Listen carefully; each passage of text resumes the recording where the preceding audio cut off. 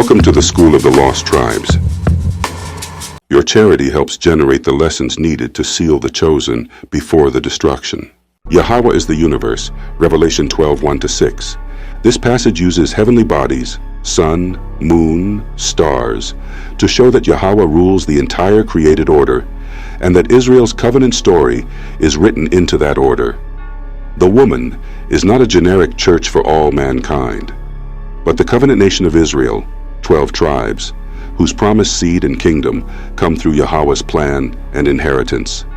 Revelation 12:1, KJV.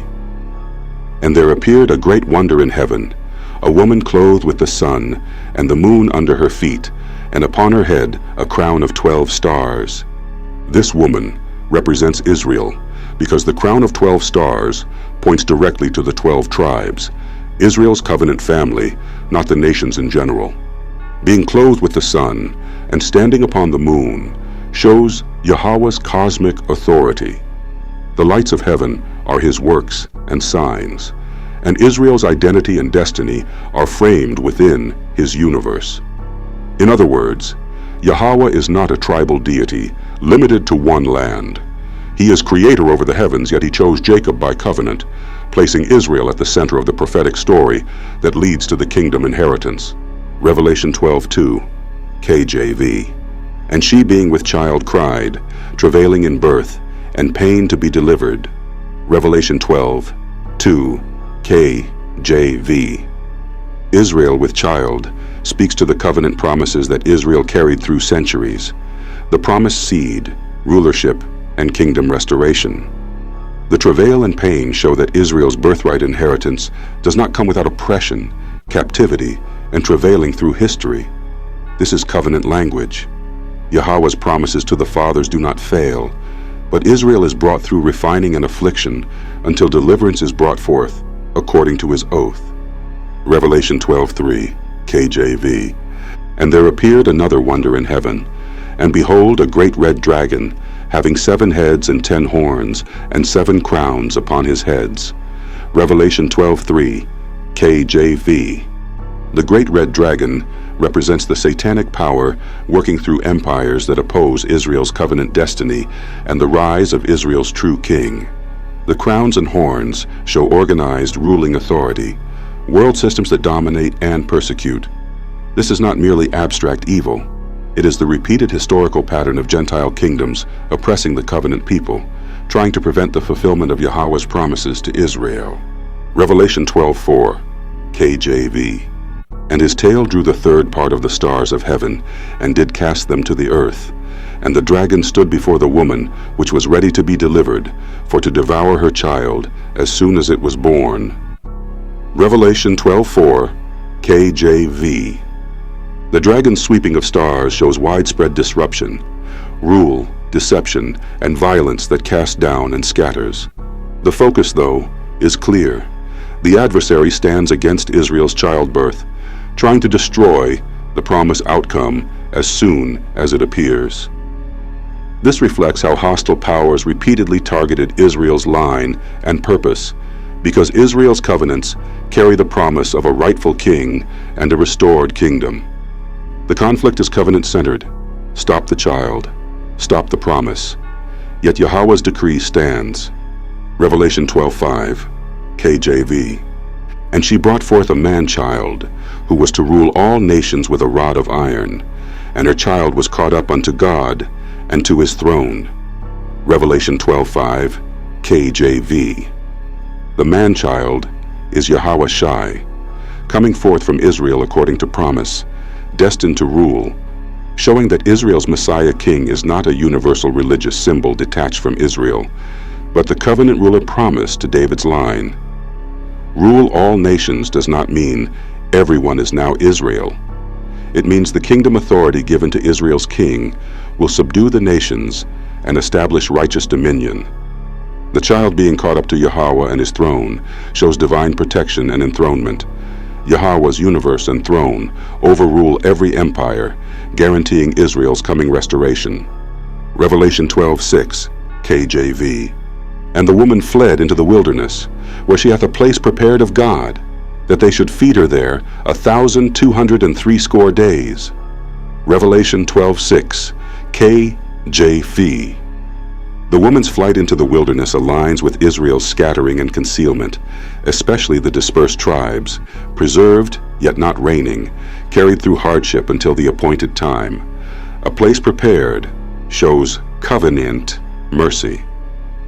Even in judgment and dispersion, Yahweh does not abandon his inheritance. The measured period, 1,260 days, signals that Israel's affliction is limited by Yahweh's timetable, and that preservation continues until deliverance and kingdom restoration are brought to completion for the covenant people.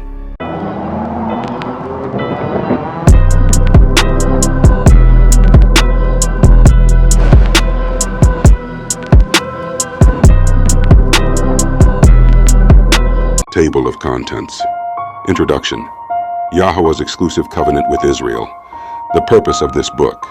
No disparagement of non-Israelite races. The foundations used throughout this book. On the right foundation, Israel's covenant exclusivity.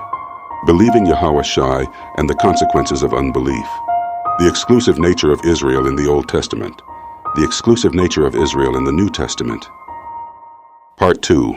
Replacement Theology. Examined. Dare we say the Church has replaced the 12 tribes of Israel, hope, the law, and Israel in the New Testament, the exclusivity of Israel in Ephesians, Philippians, and beyond, redemption and the many, the exclusive nature of Israel in the letters of James, Peter, John, and Jude, Israel in the book of Revelation, reactions and doctrinal challenges. Next steps in the book, common reactions to Israel's exclusivity. Reactions to the exclusive doctrine of Israel expanded. Are there 2 or 3 witnesses for exclusive Israel? Separation, the world, and the gospel. Word meanings.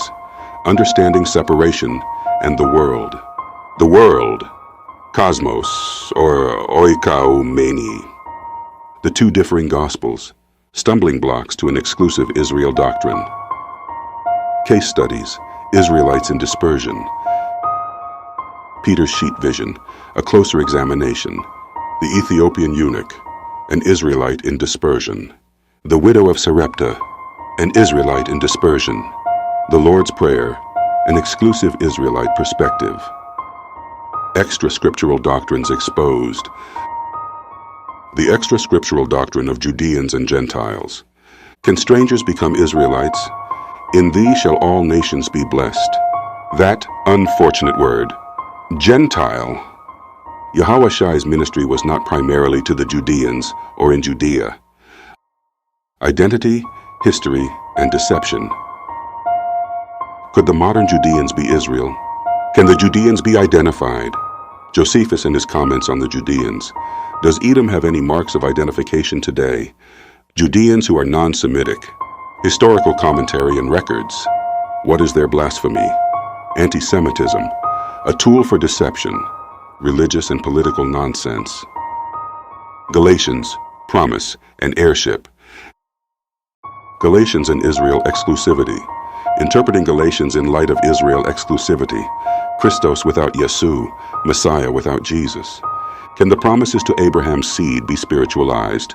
Who are the heirs according to the promise? In Christ versus in Jesus. Neither Judean nor Greek. Who are the Greeks? Israel in the entire New Testament. Sonship, adoption, and faith. Isaac, hearing faith and freeborn sons. In thee shall all nations be blessed. Revisited. The promise in thy seed in the New Testament. The biblical concept of adoption. The placement of a son. Analysis of the 5 adoption verses. Understanding the sons of Yahweh and the doctrine of adoption. Pilgrims, strangers, and Israel. New Testament strangers. Seed, rebirth, and sowing.